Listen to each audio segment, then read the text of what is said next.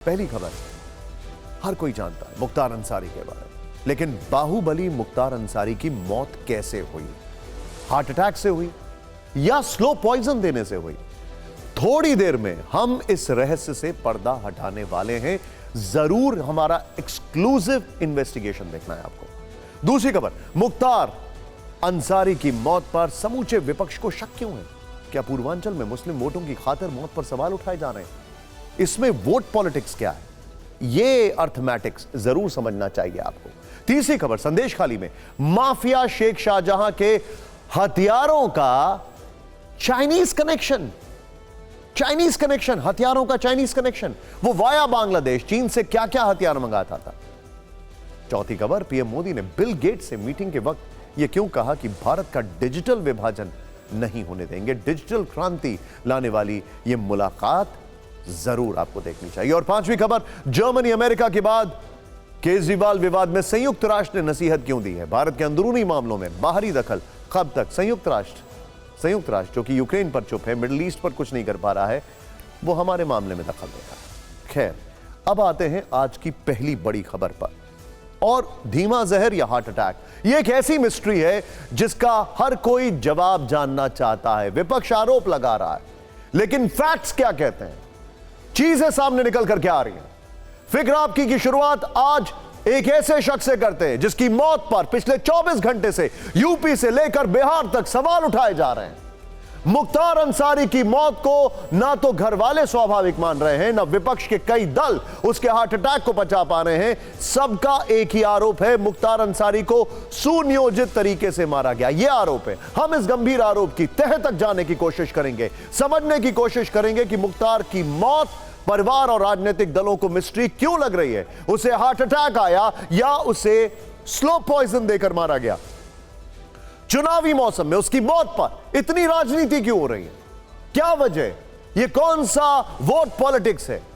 लेकिन सबसे पहले आपको माफिया मुख्तार से जुड़ी कुछ हैरान करने वाली तस्वीरें दिखाते हैं। इससे आपको यह अंदाजा हो जाएगा कि अंत हर किसी का आता है, फिर वो चाहे रसूखदार हो, दबंग हो, हत्या और हत्या की कोशिश और दंगे जैसे 65 मामले में सजा याफ्ता आरोपी यूपी का बाहुबली नेता मुख्तार अंसारी ही क्यों ना हो। गाजीपुर में आज सुबह मुख्तार अंसारी की कब्र खोदी गई। कल दोपहर, ये देखिए तस्वीर, कल दोपहर 1 बजे यहीं पर वो सुपुर्दे खाक होगा। यह कब्रिस्तान गाजीपुर के मोहम्मदाबाद इलाके में है। यह देखिए, मुख्तार के अपराध की दुनिया का बड़ा फाटक यहीं पर खुलता है। यहीं से महज 15 साल की उम्र में उसने अपराध की दुनिया में कदम रखा था और यहीं की मिट्टी में वो दफन होगा। मुख्तार अंसारी पूर्वांचल का वो माफिया था जिसके नाम से बिहार से लगे इलाके तक कांपते थे, जिसका सिक्का सत्ता के गलियारे तक चलता था। वही मुख्तार अंसारी मौत से पहले लाचार था, बेबस था। अब जरा ये 2 तस्वीरें देखिए। एक तस्वीर उस वक्त की है जब वो कुछ दिन पहले बांदा मेडिकल कॉलेज इलाज के लिए लाया गया था।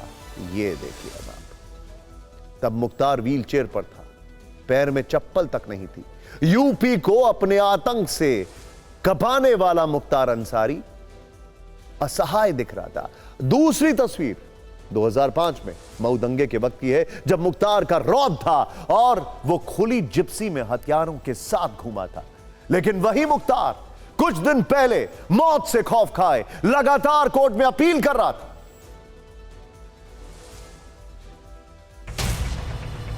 यह है उमर अंसारी, माफिया मुख्तार अंसारी का बेटा। इसने पिता की मौत पर यकीन से कहा कि यह सुनियोजित हत्या है। शक नहीं है, यकीन है कि ये स्वाभाविक मौत नहीं, संयोजित हत्या है। ये हैं सिबकतुल्लाह अंसारी, मुख्तार अंसारी के बड़े भाई। इन्होंने भी मुख्तार की मौत को साजिश करार दिया। अब अंदेशा तो सच में बदल गया। क्यों कहा जाए कि क्यों नहीं था, ऐसी सब रिपोर्टें मिल रही थी और वही सत्य हुआ। ये हैं अफजाल अंसारी, मुख्तार अंसारी के बड़े भाई, गाजीपुर से समाजवादी पार्टी के उम्मीदवार। 25 मार्च को मुख्तार को जब पहली बार बांदा अस्पताल लाया गया था, तब अगले ही दिन अफजाल अंसारी उनसे मिलने अस्पताल पहुंचे थे। मुख्तार से कुछ देर तक बात की थी। इसके बाद बाहर निकले थे और मुख्तार को खाने में जहर देने का आरोप लगाया था। उन्हें खाने में कोई जहरीला पदार्थ लाया गया। अब बांदा जिले से पिछले 24 घंटे से यही खबर सामने है कि मुख्तार की मौत हो चुकी है, तो परिवार वालों के ये गंभीर आरोप तेजी से वायरल हो रहे हैं। लेकिन सच क्या है? बीती रात जब मुख्तार ने बांदा मेडिकल कॉलेज में दम तोड़ा, तब डॉक्टरों की ओर से जो पहला मेडिकल बुलेटिन जारी हुआ वो सिर्फ 5 लाइन का था। उसमें जो बातें लिखी थीं वो इस तरह से थीं। बृहस्पतिवार शाम लगभग 8:25 पर मुख्तार अंसारी को जेल के कार्मिकों द्वारा रानी दुर्गावती मेडिकल कॉलेज बांदा के आकस्मिक विभाग में उल्टी की शिकायत एवं बेहोशी की हालत में लाया गया। मरीज को 9 डॉक्टरों की टीम द्वारा तत्काल चिकित्सीय सुविधा उपलब्ध कराई गई, परंतु भरसक प्रयासों के बावजूद कार्डियक अरेस्ट के कारण मरीज की मृत्यु हो गई। यानी मुख्तार की मौत दिल का दौरा पड़ने के कारण हुई और मुख्तार को दिल की बीमारी नई नहीं थी। करीब 6 साल पहले जनवरी 2018 में उसे पहली बार दिल का दौरा पड़ा था। उस वक्त भी वो बांदा जेल में बंद था। ये उसी समय की बांदा जेल प्रशासन की तरफ से दी गई जानकारी है, जिसे आप अपने टीवी स्क्रीन पर देख रहे हैं। तब उसे सबसे पहले बांदा जिला अस्पताल, फिर कानपुर के हैलेट अस्पताल और जब इसके बाद भी स्थिति काबू में नहीं आई तो फिर लखनऊ के SGPGI में भर्ती कराया गया था। उस वक्त उनकी पत्नी भी मुख्तार को देखने पहुंची थी, जहां उनकी हालत देखने के बाद उनको भी दिल का दौरा पड़ गया, जिसके बाद उनका भी इलाज किया गया और इस बात का जिक्र बांदा जेल प्रशासन की प्रेस विज्ञप्ति में किया गया है। घर वाले ये बात मानते हैं कि मुख्तार दिल का मरीज था, लेकिन उनका आरोप है कि इसी का फायदा उठाया गया। सही इलाज नहीं मिला और मुख्तार को मारने के लिए जेल के खाने में लगातार धीमा जहर देने की कोशिश की जाती रही। खुद मुख्तार अंसारी ने कुछ वक्त पहले बांदा जेल से यही संगीन आरोप जेल प्रशासन पर लगाया था। साहब, 19 मार्च की रात मुझे खाने में जहरीला पदार्थ दिया गया, जिसकी वजह से मेरी तबीयत खराब हो गई। मेरे हाथ पैर और शरीर की नसों में दर्द हो रहा है, हाथ पांव ठंडे हो रहे हैं, ऐसा लग रहा है कि मेरा दम निकल जाएगा। 40 दिन पहले भी मेरे खाने में धीमा जहर दिया गया था। जो स्टाफ खाना बनाने के बाद चक्कर मुझे देता है वो भी बीमार पड़ गया और उसका इलाज कराया गया। इसलिए इलाज की व्यवस्था करवाई जाए, साथ ही मेडिकल बोर्ड बनाकर जांच करवाई जाए। सच सामने लाने के लिए योगी सरकार ने मुख्तार की मौत की न्यायिक जांच कराने का फैसला किया है और यह रिपोर्ट 1 महीने के अंदर देनी होगी। मुख्तार की मौत का सच क्या है, इसका पता अब से थोड़ी देर पहले चला है। सूत्रों से पता चला है कि उसकी मौत हार्ट अटैक से हुई है। पोस्टमार्टम रिपोर्ट में इसका खुलासा हुआ है। हालांकि मुख्तार के बेटे को इस पर भरोसा नहीं है और उसने सुबह ही एम्स के डॉक्टरों की निगरानी में पोस्टमार्टम कराए जाने की मांग की थी। मौत से पहले मुख्तार किस कदर खौफ में था, इस बात का अंदाजा उसके आखिरी ऑडियो क्लिप से पता लगता है। मुख्तार की उसके बेटे से बातचीत वाला ऑडियो क्लिप इस बात का प्रमाण है कि मुख्तार जेल में न सिर्फ खौफ में था बल्कि जिंदगी से हार मान बैठा था। जो हमसे कहा ना बोलिए फटफट। 18 तारीख से बाद से पाक ही नहीं है, रोजा ही नहीं है, न एक वक्त की जमात जी। हम बेहोशी टाइप हो जा रहे हैं और हाँ बाबा, बिल्कुल बहुत कमजोर हो गए आप, हमने देखा। अल्लाह अगर जिंदा कभी रखे होगा तो रूह रहेगी और तो बॉडी तो चली जाएगी। बिल्कुल रहेगी पापा, इंशाअल्लाह बिल्कुल। अभी अल्लाह ताला हम लोग को हज कराएंगे। देखो बॉडी कंट्रोल नहीं हो पा रही, मतलब व्हील चेयर पे आए हैं और व्हील चेयर में खड़े नहीं हो सकते। हम अभी जी पापा, हम अभी आपकी रिपोर्ट तलब कराने के लिए भी एप्लीकेशन डलवाया है यहाँ कोर्ट में। सब जल्दी बेहतर होगा पापा। आप इसी पे कोशिश किया करिए कि आके अपनी सब बात जज साहब से कहिए पापा, हर जगह कहा नहीं, उस लायक नहीं है। आज आए थे ना तो फिर आए थे तो बेहोश हो गए। हाँ बाबा, सुना आपने? सोचिए, ये तस्वीर देखिए और एक बार रिकैप करिए वो आवाज जो आप सुन रहे थे। क्या कहेंगे आप? मुख्तार अंसारी वही नाम है जिसके बारे में कहा जाता है कि उसने मछलियां खाने के लिए गाजीपुर जेल में तालाब खुदवा दिया था, बल्कि मछलियों का व्यापार शुरू कर दिया था वहां से, यह भी कहा जाता है। कहानी है कि साल 2005 में मऊ में हिंसा भड़काने के बाद मुख्तार अंसारी ने सरेंडर किया। उसके बाद गाजीपुर जेल में उसे रखा गया। मुख्तार तब विधायक था। आरोप है कि उसने ताजी मछलियां खाने के लिए जेल में ही तालाब खुदवा दिया। आरोप तो यह भी है कि आंध्र प्रदेश से मछलियां मंगाई जाती थी, उसका वो कारोबार करता था। सिर्फ यही नहीं, मुख्तार अंसारी का खौफ इतना था कि अप्रैल 2021 में जब मुख्तार को पंजाब की रोपड़ से यूपी की बांदा जेल में शिफ्ट किया गया था तो 1.5 साल तक जेलर की कुर्सी खाली थी। कोई भी जेलर इस जेल का चार्ज लेने के लिए तैयार नहीं था। वहीं मुख्तार मौत से पहले गिड़गड़ा रहा था, हर वक्त उसको मौत का भय सता रहा था। आपको मौत से पहले मुख्तार के आखिरी 8 दिन की दम तोड़ती उम्मीदों की कहानी बताते हैं। 21 मार्च 2024 को मुख्तार अंसारी के वकील ने यह आरोप लगाया कि 19 मार्च को मुख्तार अंसारी को जेल में खाने में धीमा जहर, स्लो पॉइजन दिया गया। इसके 3 दिन बाद 24 मार्च को शासन के निर्देश पर लापरवाही के आरोप में जेल के 2 डिप्टी जेलर और 1 जेलर निलंबित कर दिए। 25 मार्च को देर रात 3 बजे मुख्तार अंसारी ने अचानक पेट में दर्द की शिकायत की। इसके बाद 26 मार्च को सुबह 5:30 बजे मुख्तार को एम्बुलेंस से बांदा मेडिकल कॉलेज लाया गया, आईसीयू में भर्ती कराया गया। इसके बाद 26 मार्च को शाम 6:30 बजे बांदा मेडिकल कॉलेज से वापस मुख्तार को जेल लाया गया। 27 मार्च को मुख्तार अंसारी ने एमपी एमएलए कोर्ट में प्रार्थना पत्र देकर हत्या की साजिश का आरोप लगाया। मुख्तार का आरोप था कि जेल में उसे धीमा जहर दिया गया, स्लो पॉइजन। इसके बाद 27 मार्च को जेल प्रशासन ने बांदा एमपी एमएलए कोर्ट में मुख्तार की सेहत की रिपोर्ट मांगी।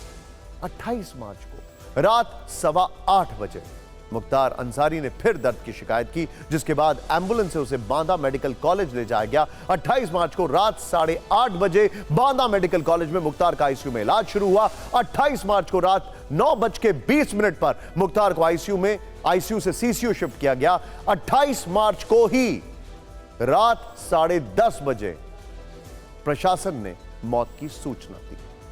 खबर यह है कि 3 डॉक्टरों का पैनल लगातार उसकी निगरानी कर रहा था। मुख्तार के गुनाहों की लंबी चौड़ी फेहरिस्त है, जिसकी चर्चा आज उसकी मौत के बाद पूरे देश में हो रही है। जब वो 15 साल का था तब 1978 में उसका अपराध से जुड़ाव हुआ। इसके बाद देखते ही देखते वो गैंगस्टर से राजनेता बना और हत्या से लेकर जबरन वसूली तक के आपराधिक मामले में एक के बाद एक उसके खिलाफ दर्ज होते चले गए। अपने अपराध को अंजाम देने के लिए वो एक तकिया कलाम का इस्तेमाल करता था।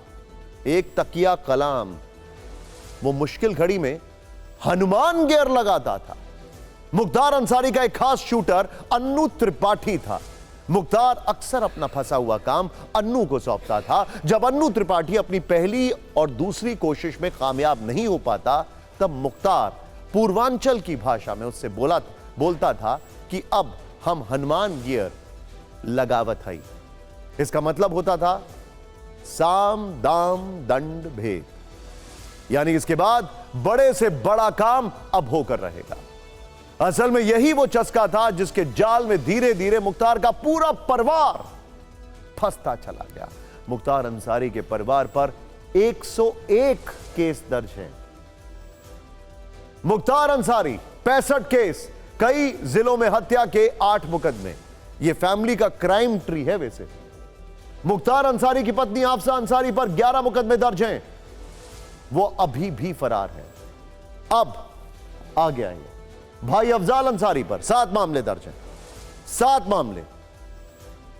दूसरे भाई सिकबतुल्ला अंसारी 3 केस दर्ज हैं। अब बेटे अब्बास अंसारी पर 8 केस दर्ज हैं और मुख्तार अंसारी की बहू निखत अंसारी पर 1 केस है। दूसरा बेटा उमर अंसारी, जिससे फोन पर बातचीत आपने सुनी, 6 केस उस पर दर्ज है। यह उस मुख्तार की फैमिली की क्राइम कुंडली है, जिसके नाना ब्रिगेडियर उस्मान युद्ध के नायक रहे हैं, महावीर चक्र विजेता रहे हैं, 1947 की नौशेरा जंग के हीरो रहे हैं, जबकि दादा स्वतंत्रता सेनानी रहे हैं और चाचा हामिद अंसारी उपराष्ट्रपति रहे हैं। लेकिन अब मुख्तार का एक और चेहरा दिखाते हैं जिसने मुख्तार की कब्र खोदी। उस गिरधारी ने टीवी 9 से मुख्तार के बारे में क्या कुछ बताया, ये रिपोर्ट में।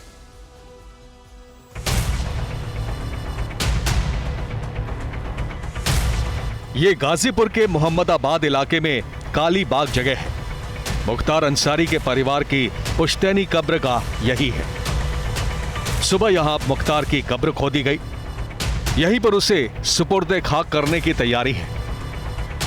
तस्वीर है कालीबाग की। ये वो जगह है जहाँ पे कि मुख्तार अंसारी के जितने भी परिवार के लोग हैं उनको यहाँ सुपुर्दे खाक किया गया था, जिनमें उनके पिता सुहाना अंसारी, इसके अलावे उनके जो बड़े पापा हैं या चाचा हैं, दादा हैं, ये सारे जो यहाँ आप देख रहे हैं, पूरे नाम जो लिखा हुआ आ रहा है ये है अंसारी परिवार। हालांकि एक बड़ा परिवार माना जाता है। दिल्ली में भी दरियागंज के पास अंसारी रोड इसी परिवार के नाम से है। बता टीवी 9 की टीम को यहाँ गिरधारी नाम के एक व्यक्ति मिले। पता चला कि यही मुख्तार की कब्र खोद रहे हैं। इनसे बातचीत करने पर पता चला कि ये मुख्तार अंसारी के बचपन के दोस्त हैं। गिरधारी की माने तो मुख्तार इनकी अक्सर पैसे वगैरह से मदद किया करता था। विधायक जी को से व्यक्तिगत परिचय था आपका? मानते थे आपको? कभी सोचा था विधायक जी के लिए ऐसा भी करना पड़ेगा? नहीं। परेशानी वगैरह होती थी तो विधायक जी सब समाधान कर देते थे? हाँ जी। असल में मुख्तार के इलाके में उसकी छवि को लेकर शुरू से दो तरह की राय रही है। एक वर्ग कहता था कि मुख्तार उसके मददगार रहे हैं, तो दूसरा वर्ग मुख्तार को क्रूर मानता था। लेकिन मुख्तार की मौत के बाद आलम यह है कि पूरे मोहम्मदाबाद इलाके में सन्नाटा है। कोई अप्रिय घटना ना हो, इसके लिए कब्रिस्तान से लेकर गाजीपुर की सड़कों तक सुरक्षा के कड़े इंतजाम किए गए हैं। और सिर्फ गाजीपुर ही नहीं बल्कि पूरे यूपी में अलर्ट घोषित है। आज कहीं कोई समस्या नहीं हुई है और सभी जगह फोर्सेस अलर्ट पर हैं। जो एक्स्ट्रा फोर्सेस की डिप्लॉयमेंट थी वो भी की गई है। पुलिस ने पहले से ही सतर्कता बना लिया था, इसलिए आज पूरी तरह से शांति व्यवस्था कायम है। सोचिए, एक खतरनाक अपराधी की मौत किस तरह पूरे प्रदेश के लिए चुनौती बन गई। बिना किसी हिंसा के शांति के साथ मुख्तार सुपुर्दे खाक हो सके, इसके लिए पूरा पुलिस महकमा सतर्क है। लेकिन अब इस पर पॉलिटिक्स जो हो रही है उसकी बात करते हैं। चुनावी माहौल में पिछले 24 घंटे से मुख्तार अंसारी पर राजनीति चरम पर है।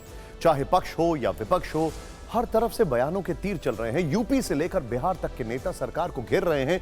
कल रात से क्या क्या कहा जा रहा है, इस पर आपको एक डिटेल रिपोर्ट दिखाते हैं। पहले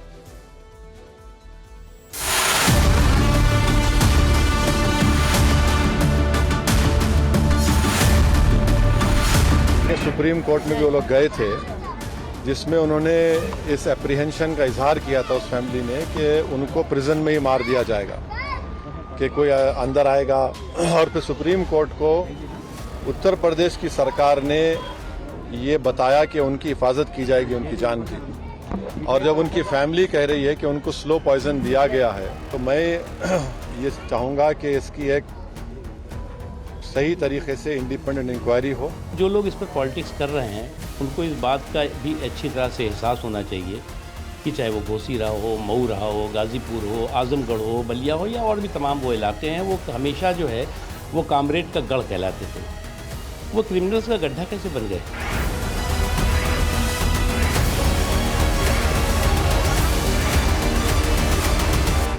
न्यायालय को इसमें सही रुचि लेना चाहिए।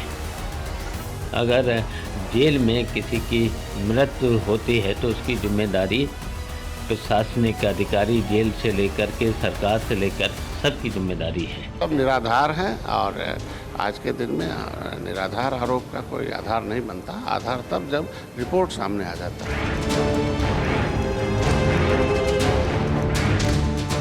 उत्तर प्रदेश में ये दहशतगर्द चलते आते हैं, आज भी ये चल रहे हैं। जिस प्रकार से राजनीतिक दल विशेष रूप से समाजवादी पार्टी और कांग्रेस और बीएसपी के लोग कूदे हैं, तो ये दिखाता है कि एक क्रिमिनल के लिए उन लोगों को कितना दर्द है।